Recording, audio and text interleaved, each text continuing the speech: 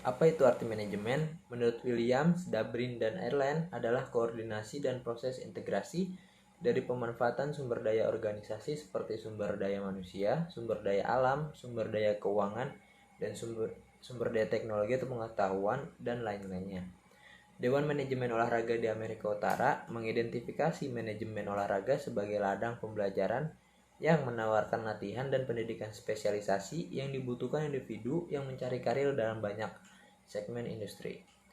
Istilah manajemen didapat dari bahasa Prancis yaitu manager dengan arti digunakan dengan hati-hati. Dan dalam bahasa Itali, manager yang artinya mengendalikan. Istilah itu sering digunakan dalam sistem latihan kuda dan lambat laun digunakan dalam militer.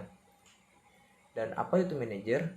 Seorang manajer aktif secara khusus dan merupakan bagian dari proses manajemen tersebut.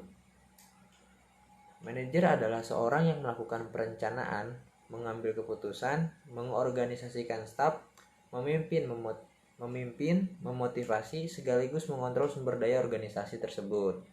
Menurut Robbins, culture adalah anggota organisasi yang menjaga, mengawasi, berintegritas, berkoordinasi, dan bekerja langsung dengan anggota-anggota lainnya.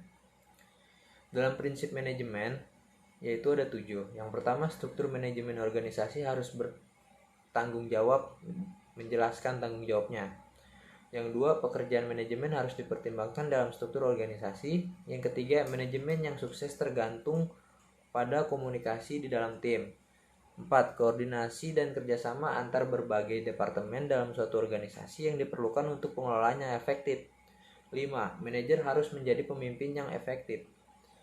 6. Staf atau bagian tugas membantu keefektifan manajemen serta manajer. Yang ketujuh, tugas dan hak personil harus dipenuhi. Lalu apa itu administrasi?